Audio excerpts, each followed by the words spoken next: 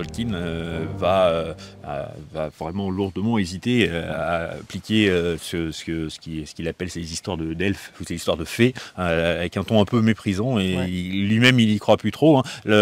Globalement, la Première Guerre mondiale, c'est la guerre du désenchantement. Hein. C'est vrai, c'est toute une génération qui est considérée comme sacrifiée et qui ne croit plus en rien. C'est pour ça que l'art va être lourdement impacté. Hein. Tolkien en est l'incarnation, il résiste à ça, mais à l'époque, c'est à la sortie de la guerre, c'est Autodix chez les Allemands. Par exemple, ça peut paraître anecdotique, mais c'est Georges Méliès qui ferme boutique après la Première Guerre mondiale parce que les soldats, les spectacles merveilleux où on va sur la Lune, ça n'intéresse plus personne et ils ont vu trop de choses horribles et ils n'ont plus l'esprit à ça.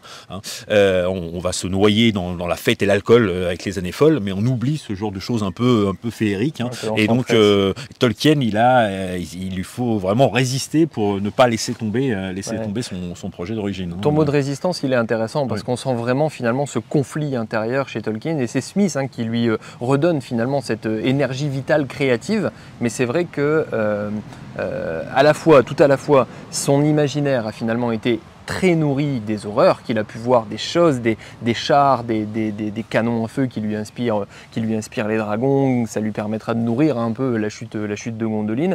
Et en même temps, là où finalement ça a été une inspiration, ça aurait pu être une fin désenchantée, totale, face à l'horreur de ce qu'ils vivent, de ce qu'ils ont vécu. Et on sait que personne ne revient indemne de la guerre. Et avec l'émergence de cette guerre industrielle, du gaz, des affrontements de masse, des pertes de masse, c'est une guerre qui commence un peu traditionnellement, qui finit dans les affres et les horreurs de la guerre moderne. Et ça, forcément, sur la créativité des gens qui y ont participé, ça a un impact. Et ça aurait pu tout annihiler, comme ça a annihilé beaucoup de choses ici. Ouais.